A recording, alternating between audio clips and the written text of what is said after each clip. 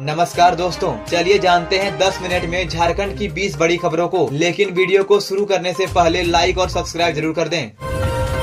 रांची के वीआईपी इलाके में 30 लाख की चोरी। सुरक्षित कॉलोनी में चोरों ने मचाया हड़कंप। रांची के CMPDI कॉलोनी में चोरी की एक बड़ी वारदात सामने आई है। चोरों ने एक बंद घर से 30 लाख रुपए के गहने और 75,000 रुपए नगद चोरी कर लिए। यह चोरी उस समय हुई जब घर का परिवार शादी समारोह में गिरिडीह गया हुआ था। चोरी की जानकारी तब मिली जब घर की नौकरानी ने फोन करके बताया कि घर के दरवाजे खुले हुए हैं। घर के मालिक रानी कुमारी, जो CMPDI के HRD डिपार्टमेंट में काम करती है, जब घर पहुंचकर देखा तो पाया कि घर के सभी गहने और नगद गायब थे। चोरी किए गए गहनों में हीरे का मंगलसूत्र, सोने की चैन, कंगन, नथ और कई अन्य बहुमूल्य गहने शामिल थे। इसके अलावा घर के ताले भी गायब थे, जिससे यह सवाल खड़ा हो रहा है कि चोरों ने ताले को तोड़ा था या खोला था। गोंदा थाना में FIR दर्ज कर दी गई है और पुलिस मामले की जांच कर रही है। सबसे हैरानी की बात यह है कि यह वारदात CMPDI कॉलोनी जैसी सुरक्षित कॉलोनी में हुई है, जहां दिन रात गार्ड का पहरा रहता है। पुलिस का कहना है कि चोरी की वारदात 6 मई को हुई थी और इस मामले की जांच जारी है। नीतू कुमारी बनी बेस्ट मुखिया of the year. Jamua panchayat में खुशी का लहर। झारखंड में ग्राम संसद के कार्यक्रम के दौरान बेस्ट मुखिया ऑफ द ईयर 2025 का अवार्ड जमुआ पंचायत की मुखिया नीतू कुमारी को दिया गया। यह सम्मान उन्हें पंचायत में किए गए उत्कृष्ट विकास कार्य के लिए मिला। कार्यक्रम का आयोजन रांची में हुआ था, जिसमें ग्रामीण विकास मंत्री भी मौजूद थी और उन्होंने नीतू कुमारी को प्रोत्साहित किया। नीतू कुमारी को यह पुरस्कार जमुआ और ताराबांध गाँव में नारी शक्तिकरण, बाल विवाह और अन्य सामाजिक कार्यों के लिए दिया गया। पंचायत के लोग अपने मुखिया के इस सम्मान से खुश है और उन्हें बधाई दे रहे हैं। मुखिया नीतू कुमारी ने कहा कि पंचायत प्रतिनिधि का काम सिर्फ क्षेत्र का विकास करना नहीं, बल्कि जनता की सेवा भी है। उन्होंने अपने सम्मान के लिए फाउंडेशन और ग्रामीण विकास मंत्री का धन्यवाद किया।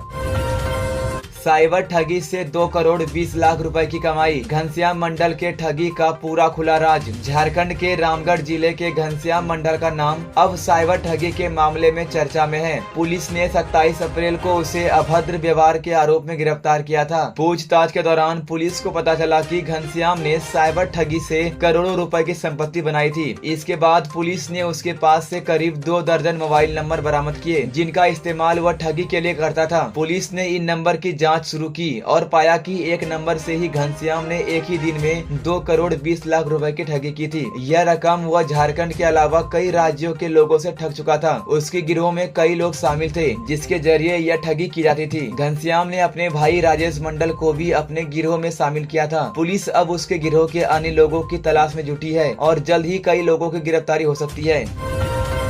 धनबाद में बनेगा शिबू सोरेन नेचुरल पार्क। तिलाटांड में खुशी का माहौल। धनबाद के तेतुलमारी क्षेत्र के तिलाटांड पहाड़ी पर शिबू सोरेन नेचुरल पार्क बनाने की योजना पर काम शुरू हो गया है। भू राजस्व उप निरीक्षक राजेश कुमार यादव और अंचल अमीन सूरज कुमार ने गुरुवार को इस जगह का दौरा किया। उन्होंने स्थल का निरीक्षण किया, नक्शे का अवलोकन किया और जमीन के मिलान की प्रक्रिया पूरी की। उप निरीक्षक राजेश कुमार ने बताया कि पार्क बनाने के लिए 4 एकड़ जमीन अधिग्रहित की जाएगी। यह जमीन गैर आवासीय और रैयती है। उन्होंने बताया कि राज्य सरकार इस परियोजना को लेकर सक्रिय है और विभाग के वरीय अधिकारियों के आदेश पर निरीक्षण और मापी का काम किया जा रहा है। इस योजना से ग्रामीणों में उत्साह का माहौल है। उनका मानना है कि इस पार्क के निर्माण से उन्हें रोजगार मिलेगा और उनकी बेरोजगारी दूर होगी। इससे इलाके के विकास की दिशा में एक नई शुरुआत होगी।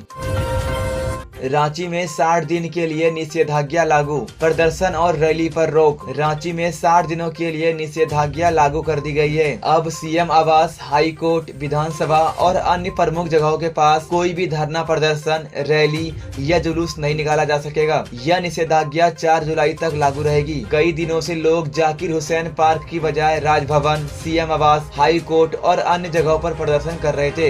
इससे सरकारी कामकाज और यातायात व्यवस्था प्रभावित हो रही थी, जिससे सड़क पर जाम भी लग रहे थे। इसी कारण प्रशासन ने इन प्रमुख इलाकों में निषेधाज्ञा लागू की है। आइए जानते हैं निषेधाज्ञा कहां-कहां लागू होगी। CM आवास के 100 मीटर के दायरे में, राजभवन के 100 मीटर के दायरे में, झारखंड हाई कोर्ट के 100 मीटर के दायरे में, नई विधानसभा के 500 मीटर के दायरे में, प्रोजेक्ट भवन और नेपाल हाउस के 100 मीटर के दायरे में, HEC और प्रोजेक्ट भवन के 200 मीटर के दायरे में इन जगहों पर निषेधाज्ञा लागू की गई है। अब बात करते हैं निषेधाज्ञा के दौरान क्या नहीं होगा। बिना अनुमति के धरना, प्रदर्शन, रैली या जुलूस नहीं हो पाएगा। हथियार लेकर चलने पर रोक रहेगी। बिना अनुमति के लाउड स्पीकर का इस्तेमाल नहीं किया जा सकेगा। यह निषेधाज्ञा 4 जुलाई तक लागू रहेगी, जब तक नया आदेश नहीं आता। अमित शाह की झारखंड यात्रा टली। रांची में 10 मई की बड़ी बैठक भी स्थगित। केंद्रीय गृह मंत्री अमित शाह की 9 मई को रांची आने की योजना थी, लेकिन अब उनकी यात्रा टाल दी गई है। वो 10 मई को रांची में होने वाली पूर्वी क्षेत्रीय परिषद की 27वीं बैठक में शामिल होने वाले थे, लेकिन यह बैठक अब स्थगित कर दी गई है। बैठक को कुछ जरूरी कारणों की वजह से रद्द किया गया है। इसकी नई तारीख बाद में बताई जाएगी। सभी संबंधित राज्यों को इस बारे में सूचना दे दी गई है। बात करते हैं आखिर कौन कौन आने वाले थे इस बैठक में। गृह मंत्री अमित शाह, झारखंड के मुख्यमंत्री हेमंत सोरेन, बिहार के मुख्यमंत्री नीतीश कुमार, बिहार के उप मुख्यमंत्री सम्राट चौधरी, ओडिशा के मुख्यमंत्री मोहन चरण मांझी, जल संसाधन मंत्री विजय चौधरी, पश्चिम बंगाल की मुख्यमंत्री ममता बनर्जी के आने की पुष्टि नहीं हुई थी। झारखंड प्रशासन ने बैठक की तैयारी पूरी कर ली थी। मुख्य सचिव अलका तिवारी और कई बड़े अधिकारी लगातार निगरानी कर रहे थे। रांची नगर निगम ने airport road, Ratu road, Kadru, Argora जैसे इलाकों की सफाई और व्यवस्था का भी निरीक्षण किया था। बैठक की नई तारीख जल्द घोषित की जाएगी। झारखंड प्रशासन फिर से तैयारी करेगा जब अगली तारीख तय होगी। रांची एयरपोर्ट पर बड़ा हादसा टला। एयर इंडिया एक्सप्रेस के पंखे में फंसा कबूतर। रांची के बिरसा मुंडा एयरपोर्ट पर एक बड़ा हादसा होने से बच गया। दिल्ली से रांची आई एयर इंडिया एक्सप्रेस की फ्लाइट में एक कबूतर फंस गया, जिससे तकनीकी खराबी आ गई। यह विमान सुबह 10 बजे एयरपोर्ट पर सुरक्षित लैंड कर चुका था। बाद में चेकिंग के दौरान विंग में एक मरा और एक जिंदा कबूतर मिला। इसके बाद फ्लाइट को तुरंत ग्राउंडेड कर दिया गया। इस फ्लाइट को 10:40 पर दिल्ली के लिए उड़ान भरनी थी, लेकिन उसे रद्द करना पड़ा। कई यात्रियों ने टिकट कैंसिल करवाकर रिफंड लिया। जिनको तुरंत जाना था वे दूसरी फ्लाइट से दिल्ली गए। इस खराबी को सुधारने के लिए दिल्ली से इंजीनियर और स्पेयर पार्ट्स मंगवाए गए हैं। एयरपोर्ट निदेशक ने बताया कि तकनीकी दिक्कत के चलते फ्लाइट को रोका गया है। एयरपोर्ट पर पक्षियों से सुरक्षा के लिए सख्त इंतजाम जरूरी है, ताकि इस तरह की घटनाएं दोबारा ना हो।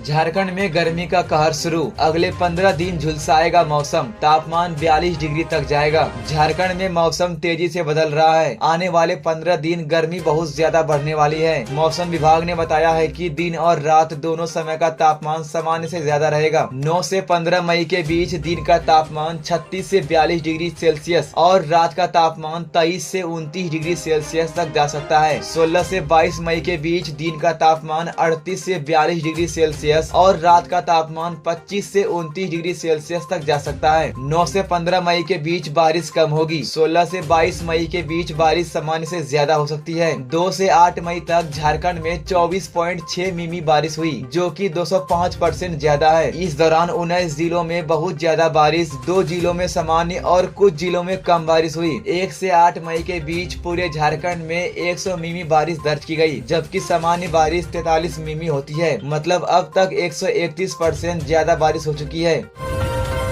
धनबाद के डॉक्टर अली जैद अनवर ने रचा इतिहास। 7.5 किलो का ट्यूमर निकालकर बना डाला world record. Dhanbad medical college अस्पताल में डॉक्टर अली जैद अनवर ने मेडिकल फील्ड में नया इतिहास रच दिया है। उन्होंने एक महिला के पेट से 7.5 किलो का सफलीन ट्यूमर निकालकर दुनिया के 2 वर्ल्ड रिकॉर्ड बना दिए हैं। अब तक किसी महिला के शरीर से निकाला गया सबसे बड़ा सफलीन ट्यूमर 2.5 किलो का था, लेकिन डॉक्टर अनवर ने 7.5 किलो का ट्यूमर निकालकर सभी रिकॉर्ड तोड़ दिए। इस कामयाबी पर स्वास्थ्य मंत्री डॉक्टर इरफान अंसारी ने खुशी जताई है और कहा है कि वो डॉक्टर अनवर को सम्मानित करेंगे। उन्होंने कहा, जो डॉक्टर ईमानदारी से काम करेगा उसे सरकार पूरा सम्मान देगी। स्वास्थ्य मंत्री ने कहा कि इस सर्जरी ने साबित कर दिया कि झारखंड के डॉक्टरों की काबिलियत देश और दुनिया में पहचान बना रही है। उन्होंने यह भी बताया कि इस सर्जरी को गिनीज बुक और Limca book of world record में दर्ज कराने के लिए आवेदन भेजा गया है। डॉक्टर इरफान अंसारी ने कहा कि वो केवल डॉक्टर ही नहीं बल्कि एक स्वास्थ्य सेवक भी है। उनका मकसद झारखंड के हर गांव तक बेहतर इलाज पहुंचाना है।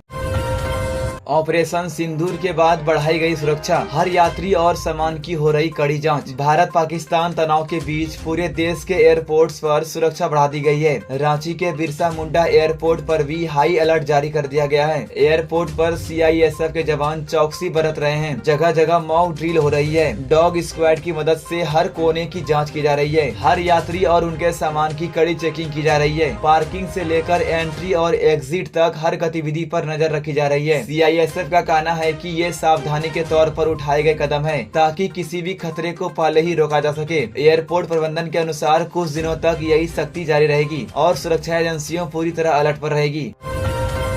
धनबाद मेडिकल कॉलेज की बाउंड्री वॉल पर बवाल, कोचाकुली के ग्रामीणों ने किया विरोध। धनबाद में एसएनएमएमसीएच की सुरक्षा के लिए जब बाउंड्री वॉल बनाई जाने लगी तो कोचाकुली गांव के ग्रामीणों ने इसका जोरदार विरोध किया। गुरुवार को काफी हंगामा हुआ और पुलिस से धक्का मुक्की भी हो गई। ग्रामीणों का कहना है कि जिस जमीन पर मेडिकल कॉलेज बना है वो कोचाकुली के लोगों की जमीन है, लेकिन उन्हें ना मुआवजा मिला ना नौकरी। अब जब वो लोग दुकान चलाकर गुजारा कर रहे हैं तो बाउंड्री बनाकर रास्ता बंद किया जा रहा है। डीएसपी नौशाद आलम ने कहा कि सुरक्षा के लिए बाउंड्री बन रही है, लेकिन ग्रामीणों के आने जाने के लिए गेट की व्यवस्था भी रहेगी। बाउंड्री निर्माण का काम सीओ और मजिस्ट्रेट की निगरानी में हो रहा है। हंगामे की आशंका को देखते हुए महिला और पुरुष पुलिस बल तैनात किए गए हैं। फिलहाल स्थिति काबू में है। झारखंड के लेटेस्ट न्यूज को सबसे पहले देखने के लिए हमारे चैनल को सब्सक्राइब जरूर करें।